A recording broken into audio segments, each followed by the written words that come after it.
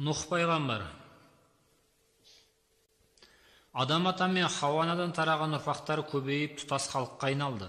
Уақыт өте келе олар өздерін жаратқан Тәңірді естен шығарып теріс жолға түсті. Аллахқа серік келтіріп, өз қолдарымен қашаған тас мүсіндерге табына бастады.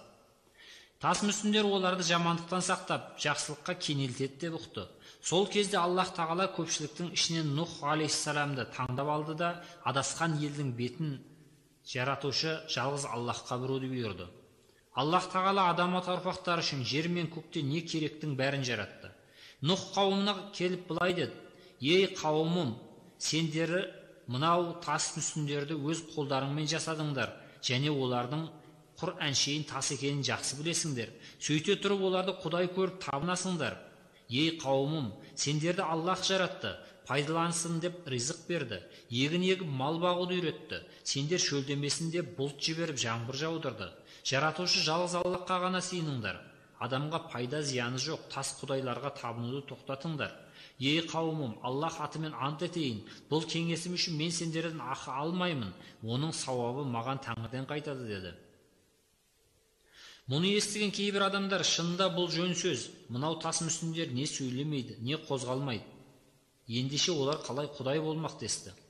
Адамдардың енді бір бөлігі: "Бұлар біздің ата-бабаларымыз сыйынған құдайларымыз, олардан біз ешқашан бас тартпаймыз" деді. Ал Нұх алейхиссаламға иланған бұқара халық өкілдері тас құдайлардан бас тартып Аллах жолына түсті. Керісінше дәулетті өркөкірек адамдар Нұх алейхиссаламның Аллахтың жіберген пайғамбар екеніне күмән келтіріп, оның сөзіне иланғылары келмеді. Оның сөзін тыңдайтын Нұх кім еді соншама? Қаңғып жүрген қара табан кедейдің сөзіне иланатын біз емес десті олар. Нұх алейхиссалам оларға пұттардан бас тартып, Аллах жолына түсулерін талап етті. Кейбір дәулетті адамдар Нұх алейхиссаламға былай деді: "Ей Нұх, сен есіңнен адасқан шығарсың. Сен бұрын ақылды адам секілді едің. Мына айтып жүрген насихатың не? Кешелі бері адамның ақыл жетпейтін бірдеңелерді айтып бастадың. Шынында саған бірдеңе көрінген шығар." Нұх алейхиссалам оларға былай деп жауап берді: "Ей қауымым, мен Аллахтың шын елшісімін. Аллах Тағала маған адасқандарды ақиқат жолына салуды бұйырды. Сендердің бүкіл әлемнің әміршісі Аллах Тағала тұрғанда, өз қолдарыңмен жасаған бұттарға табынатындарың не? Неліктен Аллахтың таңдауы саған түсті? Сен неге түгі жоқ, кедейсің ғой. Тәңірі өзінің жердегі елшісі қылып жіберетіндей, сенің бізден қай жерің артық" деді олар. "Мен кедей болғанмен Аллахқа шын берілген адал жанмын. Аллах өзіне шын берілген сүйікті пенделеріне екі дүниенің сауабын береді, рахымына бөлейді. Егер сендер менің айтқандарыма иланып, маған бойсынсаңдар, сендерге Аллахтың мейірімі түсіп жұмақты нәсіп етеді. Аллах адамдарды өзі жаратады, өзі өлтіреді, және ақыретте қайта тірілтіп алады" деп жауап берді. Олардың бірі Нұх алейхиссаламға былай деді: "Ей Нұх, егер біз сенің айтқандарыңа бойсынып, Аллах жолына түссін десең, мына кедей кембағалдарды қасынан қу. Біздің олармен бір қатарда отырғымыз келмейді. Бай мырза деген атымыз бар. Олар кедей болғандар үшін кінәлі ме? Олар Аллахқа шын берілген адамдар. Ақиқатында Аллах адамдарды бай кедей деп бөлмейді. Жазықсыз жандарды жанымнан қуып күнәһар бола алмаймын" деді Нұх алейхиссалам. "Ендеше бізден аулақ жүр. Ендігі әрі бізге келіп уағыз айтушы болма" деді кәпірлер. Бірақ Нұх алейхиссалам оларға күн сайын келіп уағыз айтуын тоқтатпады. Бірде оларға былай деді: "Ей қауымым, мен сендер Аллахтың азабынан ұшырайсыңдар ма деп қорқамын. Түбі бір туыс болғандықтан да мен сендерді аяймын." Бірақ жұрт түк естімегендей оған ләм деп жауап қатпады. Сонда Нұх алейхиссалам оларға: "Егер сендер мені кедей деп сыйламасаңдар, онда сендерге бақытта, байлықта, баланы да, денсаулықты да берген Тәңірді неге сыйламайсыңдар" деді. Алайда жұрт бетін басып, құлағын бітеп, Нұх алейхиссаламды тыңдағылары келмей теріс айналды.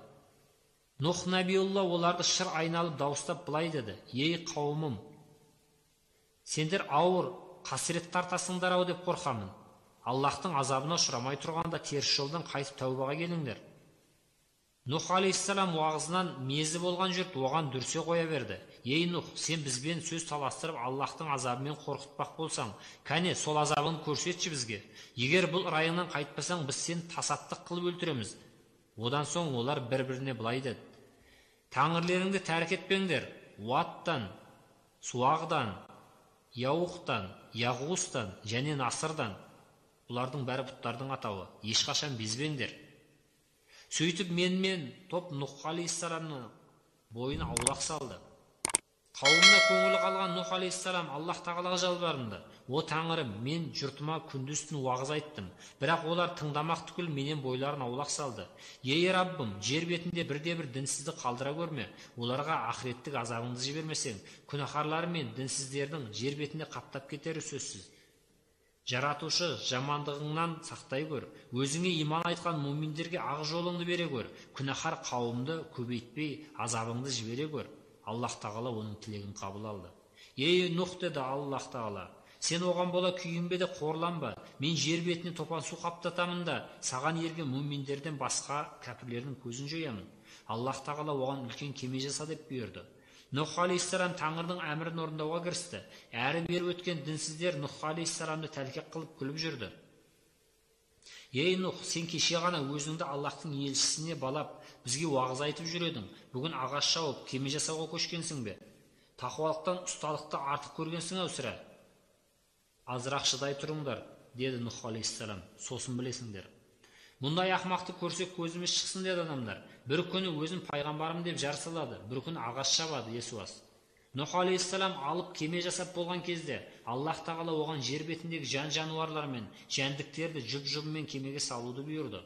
Одан соң туыстары мен Нұх алейхиссалам өзі және Аллахқа иман айтқан муминдер мінуге тиіс болды. Өйткені Аллах тағала жер бетінде бұрын соңды болмаған топан су қаптатуды ниет етті. Нұх алейхиссалам Аллах тағаланың әмірін орындап болған соң муминдері ертіп кемеге кірді. Бірақ оның баласы кемеге мінуден бас тартты. Аздан соң күшті дауыл көтеріліп, аспан түнеріп сала берді. Күн күркіреп найзағай жарқылдады. Аспанның түбі тесіліп кеткендей жаңбыр толассыз жауды. Жерден бұлақ көздері ашылып, су біртіндеп көтеріліп келе жатты. Дәл бұлай болар деп күтпеген дінсіздер жан сақтау үшін тауға қарай жүгіре жөнелді. Нұх алейхиссалам тауға беттеп бара жатқан баласын дауыстады. Балам, имансыздарға ерме, кемеге шық. Құйқасы шымырлап, жүрегі аттай тулаған Нұх алейхиссалам баласын райдан қайтаруға тырысты. Балам, бүгін Аллахтың рахымы түспеген бірде-бір пенде тірі қалмайды. Бірақ баласы оған құлақ аспай, өз жөнінен тарта берді. Осы кезде бір үлкен толқын көтерілді де бала көзден ғайып болды.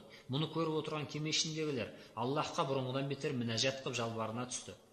Нұх алейхиссалам Аллахқа жалбарынып мінәжат етті. О жаратқан ием, балам менің нәсілімнен еді, құтқара көр. Сен бәрін көріп, бәрін біліп тұратын рахымдардың рахымдысысың ғой. Ей Нұх, деді Аллах тағала, сен өзің білмейтін нәрсеге таласып маған мінәжат етуші болма. Ақиқатында имансыз ол сенің үмметіңнен емес. Өзінің қателігін түсінген Нұх алейхиссалам Аллахқа мінәжат етіп тәубе келтірді. О жаратқан ием, нағыз білгір, нағыздана өзіңсің. Сенің үкіміңнен асқан әділет жоқ. Бізді ақ жолыңа бастай көр. Кеме таудай толқындардың арасынан жүзіп келе жатты. Күннен күнге тасқын күшейіп, су биік таулардың ұшар басына дейін көтерілді. Ақырында олар да су астында қалды. Кемедегілерден басқа жер бетінде бірде-бір тірі жан қалмады. Осы кезде Аллах тағала жер мен көкке әмір беріп, тасқын суға тоқтауды бұйырды. Жаңбыр басылып күн ашылды. Толқыған теңіз жер астына тартылып бара жатты. Кеме Жүдди тауының басына келіп тоқтады. Нұх алейхиссалам кеменің терезелерін ашып сыртқа көз тастады. Терезеден түскен жарықты көргенде кеменің ішіндегі жан-жануарлар шулап, адамдар шаттанып айқайлап азан-қазан болды. О Аллах, өзің сақтай көр. Нұх, тезірек есікті аш, деді олар тағатсызданып. Сәл шыдай тұрыңдар, деді Нұх алейхиссалам оларға. Сыртқа шықпас бұрын алдымен жердің жағдайын біліп алайық. Сыртқа шығуға болатынына әбден көз жеткен кезде Нұх алейхиссалам кеменің есігін ашты. Аман қалған жануарлар қайтадан жер бетіне тарап кетті. Нұх алейхиссалам топаннан кейінгі тап-таза топыраққа аяқ басты. Сөйтіп 950 жыл жасаған Нұх алейхиссалам жан-жануарлар мен Аллахқа иман келтірген муминдерді топаннан сақтап қалуға себепші болды. Ей Нұх, деді Аллах тағала, сендер үшін жер бетінде ризық тараттым, игілігін көріңдер. Аллахтың елшісін жоққа шығарып, Құдайдың қарғысына ұшыраған күнәһар қауым топан суға батып нәбат болды. Ал Аллахқа иман айтқан мұъминдер жер бетіндегі тіршіліктерін жалғастыра береді.